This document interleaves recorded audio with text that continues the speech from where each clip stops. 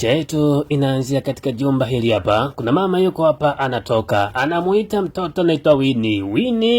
Winnie uko wapi? Bwana Winnie anafika hapa. Anasema wewe, mbona hujamaliza kufanya usafi? Akisema samani mama, nilikuwa na kazi nyingine. Akasema kazi gani ambazo ulikuwa unafanya? Akasema nilikuwa na deki pale. Akasema ulikuwa na deki wakati nimekuambia uende kusafisha chumba changu. Bwana akamshushia kipigo huyu mtoto bila ya huruma wala kumuonea aibu yoyote. Huyu mtoto yatima maskini, wazazi wake walifariki muda mrefu sana. Kwa hivyo hapa anaishi kwa mama yake mdogo, lakini mama yake mdogo amekuwa na mateso sana. Yuko hapa pembeni, asemaye Mungu wangu, mimi nimekosea kitu gani? Mbona kila siku ni mtu wa kunyanyaswa kama hivi? Basi nionyeshe sehemu nyingine ambayo naweza nikaenda kupata furaha. Lakini kidogo kuna dada huyu hapa anaitwa Pamela. Pamela ni mtoto wa yule mama. Asema jamani, mbona mama anapenda sana kuonea kila siku? Mimi namshauri asifanye hivi. Akasema jamani, kiukweli mama anipendi. Yaani kila kitu ambacho mimi nakifanya kwake ni kibaya. Kiukweli nachoka sana. Sijui niende wapi mimi. Nateseka, najuta hata kwa nini wazazi wangu wameniacha. Dada kabidi ampatie faraja kidogo. Ni mdogo wake, lakini leo mama anatoka hapa. Anaita, wewe Winnie? Dada anaitika. Akasema chakula changu kilikuwa humu ndani, kiko wapi? Asema nilikuwa na njaa nikaingia kuchukua kidogo chakula lakini nimeacha. Akasema una akili timamu? Ina maana mimi naacha chakula changu jikoni alafu wewe unaingia kwenda ukichukua, si ndio? Kwa nini hukupika chakula chako? Sasa sikia, nitakufumua leo hadi unione mimi ni nani. Amwambia lete iko chakula mara moja. Lete na sitaki uende kuchukua chakula changu. Bwana ile anachukua wanakampiga kweli kweli na kile kifaa ambacho alikuwa amekishika. Ni mama yake mdogo, binti ni yatima, lakini mama ana roho mbaya, ni hatari kabisa. Bwana haya sio maisha. Ukiachiwa dhamana kama hizi za watoto, basi tujifunze kuwa na mioyo mizuri. Binti analia akaingia ndani, lakini leo mama yuko hapa. Mtoto wake yule mkubwa Pamela anafika. Asa mama ana shida, tuongee kidogo. Kiukweli kuna jambo linaniuzi. Akasema jambo gani? Akasema mama, kwa nini unamchukia sana Winnie? Wakati huyu ni mdogo wetu, alafu ni mtoto wa dada yako. Sasa inakuwaje unamchukia mama? Kiukweli mimi sipendi. Akasema kama hauna akili timamu, usije ukaniambia tena ujinga wako huu. Winnie humu ndani sio mtoto wangu, bali anaishi kama mfanyakazi. Umenisikia vizuri? Akasema sawa mama, nimekusikia, lakini kiukweli sijisikii vizuri. Akamwambia toka, sihitaji uniletee upumbavu hapa. Huyu dada mkubwa walau ana moyo. Leo ni majira ya jioni. Mama anaingia chooni hapa. Bwana ile kufunua hapa, anakuta choo hakijasafishwa vizuri. Akatoka haraka. Anaenda wapi? Yuko hapa anaita, Winnie uko wapi? Hebu njoo mara moja. Maskini Winnie anatoka hapa, anaambia hebu niambie, kule chooni umeenda wewe? Dada akatazama akasema ndio nilienda. Akasema ina maana ulienda wewe, kwa hiyo umemaliza pale, kwa nini hujasafisha? Akasema nimejisafisha, sema tu maji yalikuwa ni machache. Akasema maji? Ina maana una kichaa. Kama uliona maji hamna, kwa nini ukuenda kuchota nje? Sasa sikia, kwa haya ambao umeyafanya leo takoma. Bwana akashushiwa kichapo kweli kweli. Kosa ni kutosafisha vizuri choo. Dada yuko chini ya mti hapa, analalamika kweli kweli. Asema Mungu naomba unihurumie basi. Kama inawezekana nitoke katika haya mazingira. Dada Pamela anafika hapa. Asema mbona wewe ni mtu wa kulia? Akasema jana mama amenipiga tena. Yaani tena kaniumiza kweli kweli. Kiukweli nachoka haya maisha. Akasema usichoke mdogo wangu. Unajua mama kiukweli na changamoto hata mimi sipendi. Akasema mimi natamani wazazi wangu warudi leo. Pengine wangenipenda. Haya sio maisha ambayo mimi naishi. Lakini leo dada Winnie akaona bora tu atoroke. Sijui anaelekea sehemu gani, lakini wacha tuone sehemu ambayo anaenda. Anafungua geti taratibu ili mradi asionekani, na mwisho wa siku akafanikiwa kutoka. Upande huu kuna mzee huyu hapa anaitwa Francis. Katika jengo lake Winnie anafika hapa. Wacha tuone. Alipofika kamsalimia, akasema binti yangu niambie uko salama? Akasema hapana baba, mimi siko sawa. Akamuuliza kwa nini? Akasema mama mdogo ananitesa sana.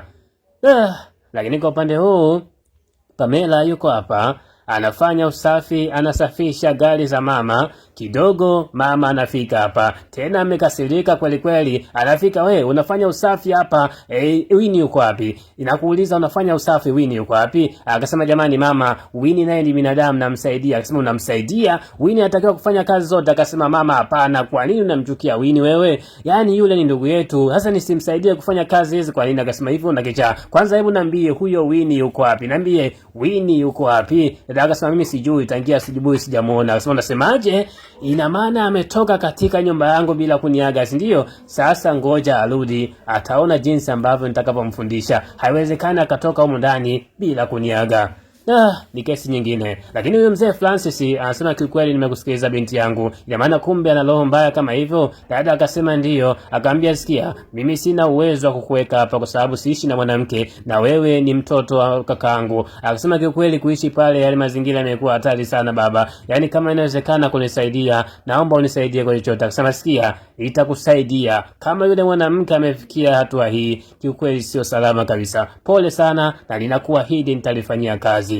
Leo mama mdogo yuko hapa, sura yake inaendana na roho yake kabisa. Bwana, roho mbaya ni hatari kweli kweli. Binti anarudi hapa, anamuuliza hebu niambie kwanza, ulikuwa wapi hadi unarudi saizi? Niambie kwa nini umeondoka hapa nyumbani haujaga? Unafikiria kazi zote atafanya nani? Akasema nilienda kumuona baba mdogo. Akasema ulienda kumuona baba mdogo kwa hivyo ulimwaga nani hapa nyumbani? Bwana Winnie akapokea kichapo kweli kweli na mama mdogo kutokana na kosa la kutoka nyumbani bila hata ya kumwaga. Aisee, ni mateso. Lakini leo mzee Francis amefika hapa, asema shemeji, samahani sana kwa haya ambayo nitaongea, lakini nimepata taarifa kutoka kwa binti, kiukweli amuishi vizuri. Akasema siishi vizuri? Yani kivipi? Hebu niambie shemeji. Asema binti amenilalamikia kwamba unamtesa, unamuumiza, kazi zote anafanya yeye. Asema ni huyu Winnie? Akasema ndiyo, amenilalamikia sana, kiukweli sijapenda shemeji. Akasema we, Winnie amesema hivyo? Akasema ndiyo, amekuja nyumbani kwangu. Asema ina maana amekwambia mimi namtesa hapa nyumbani wakati kila kitu nampatia? Akasema sikiliza shemu, yule ni binti, ni mtu mzima sana, usije ukafanya huu pumbavu kiukweli. Na hata hapa unapokaa baba yake amechangia mali nyingi sana, kwa hivyo hizi mali hapa ni sawa tu za kwake. Akasema jamani, mimi sijafanya hivyo. Akasema sikia, usizani sijamsikiliza yule binti, naomba ubadilike. Dada akasema sawa, nitabadilika shemeji. Amemwogopa shemeji yake, na inasemekana sehemu hii ya mali binti Winnie ni za babake. Lakini ndio hivyo, mama mdogo mkali kweli kweli na ana roho mbaya. Alipoondoka ikabidi amuite Winnie, hebu njoo kwanza hapa.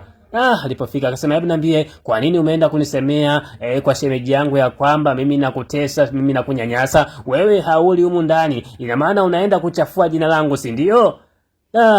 Kilichotokea hapa, Winnie alitembezewa kichapo kweli kweli. Yaani ni hatari, kosa dogo anakula kipigo. Ni mtoto yatima maskini, atafanyaje na kwenda hakuna. Leo mama anarudi hapa kidogo, dada kamwita akisema mama samani, matokeo yametoka, kwa hivyo naomba kama inawezekana basi unisaidie ili mali niweze kwenda shule kwa sababu nimefaulu vizuri. Akisema unasemaje? Akaambia sikia, unahitaji kwenda shule si ndio? Akacheka kwanza, akamwambia mimi sina hela za kipumbavu eti za kupatia wewe uende shule. Bora hizo hela nisomeshe watoto wangu, lakini sio pumbavu kama wewe. Kwa hivyo hapo utaendelea kuishi kama mfanyakazi na sina hela ya kukusomesha, mjinga wewe. Dada ikabidi alie maskini. Pesa zipo kwa sababu babake aliacha mali, lakini msimamizi ni mama mdogo. Mwisho wa siku anafanya vile ambavyo anahitaji. Leo yuko hapa na kinga maji, lakini wakati anaendelea kuna mtoto mwingine hapa wa huyu mama akaja akafunga. Akamwambia wewe, kwa nini haujafanya usafi chumbani kwangu? Anamwambia nimeingia kule nimeona mazingira machafu. Akasema jamani, tunaweza? Akasema ina maana mimi nifanye usafi si ndio? Akasema hapana. Akamwambia sasa sikia, kama hautaenda kusafisha chumba changu ninaenda kumwambia mama ujinga wako. Akasema hapana jamani, usimwambie mama mdogo atanipiga. Akasema unamwogopa sasa chukua maji uje kusafisha mara moja.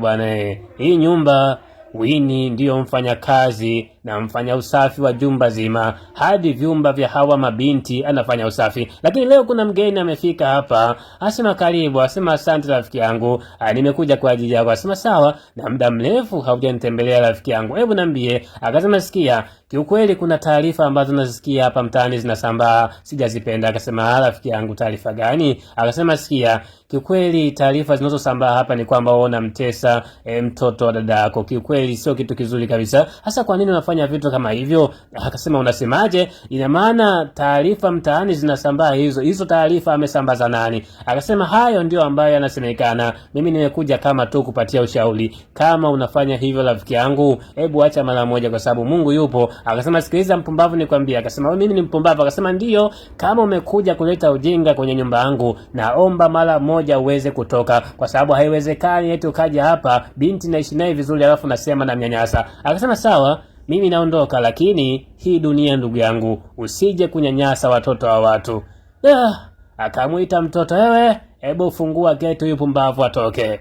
Bwana huyu mama ni hatari. Lakini leo wakati mabinti wa yule mama wako hapa, dada anatoka hapa, wakamsimamisha akamwambia, we unaelekea sehemu gani? Alafu jana tulikwambia ufanye usafi kule chumbani, umekataa si ndio? Akasema jamani nilifanya. Akasema umefanya muda gani? Mbona tumeona kichafu, alafu katika chumba changu ndio ujaja kabisa. Hebu njoo kwanza hapa tuongee vizuri. Bwana sogea. Wakamvuta na mwisho wa siku akawa namshushia kipigo kweli kweli. Baadaye yule dada mkubwa Pamela anafika hapa, ikabidi awatoe wadogo zake kwa sababu alikuwa anampiga Bibi Winnie kwa kosa eti la kushindwa kuwafanyia usafi katika vyumba vyao.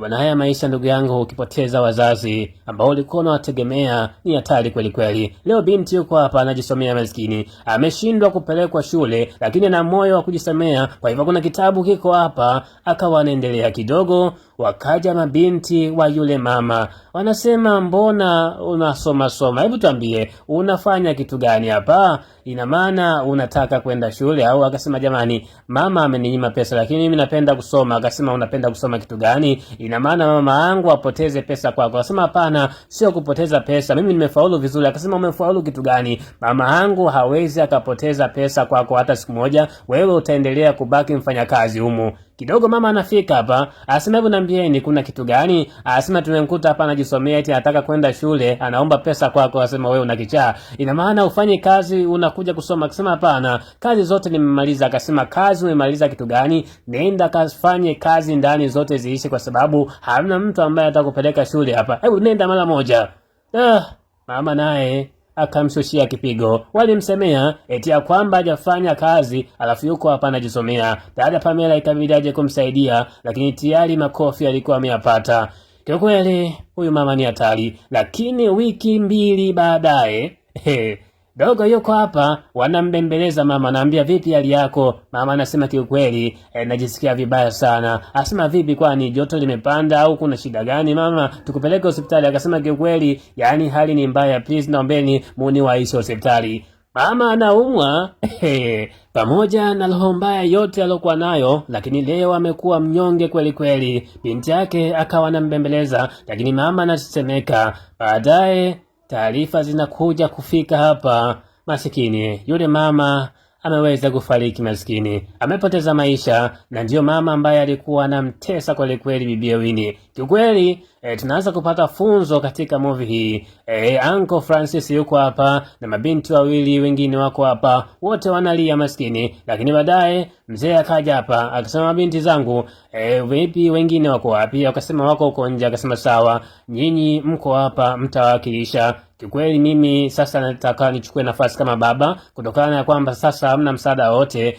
Mimi mtakuwa mnanipatia maelekezo yote, bili za umeme na kadhalika nitakuwa nazilipia mimi bila shida. Na wewe nimefahamu ya kwamba umefaulu, kwa hivyo nitafanya mpango wa kutafutia scholarship kwa sababu umefaulu kwa viwango vya juu sana. Dada akafurahi akasema ndio hivyo, mimi nitaondoka, lakini inahitaji muweze kuishi vizuri sana, na jambo lolote ambalo likitokea basi itabidi mnipatie.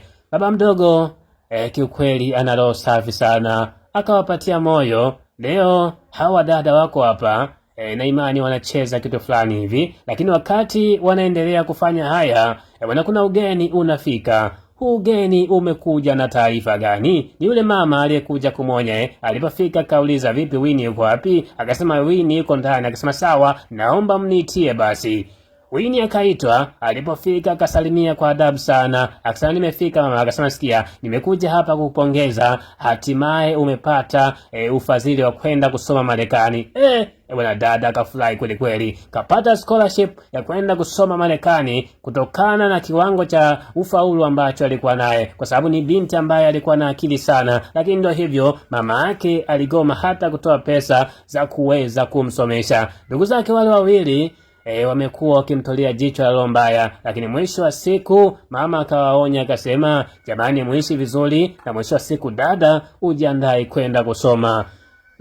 Bwana, movie yetu inakamilika hapa, lakini kukamilika kwa movie hii basi na imani kabisa kuna funzo kubwa sana utakuwa umelipata ndani yake. Funzo la kwanza, malipo ya dhambi ni umauti. Yaani hii kauli haitafutika kamwe. Malipo ya dhambi ni umauti. Tumeiona hii kwa mama mdogo, alikuwa anamnyanyasa sana binti huyu yatima maskini, anampiga kila siku, kosa dogo kwake linakuwa kubwa, lakini mwisho wa siku Mungu ni Mungu bwana, akampatia ugonjwa mdogo ambao ukapoteza maisha yake. Je, leo yuko wapi?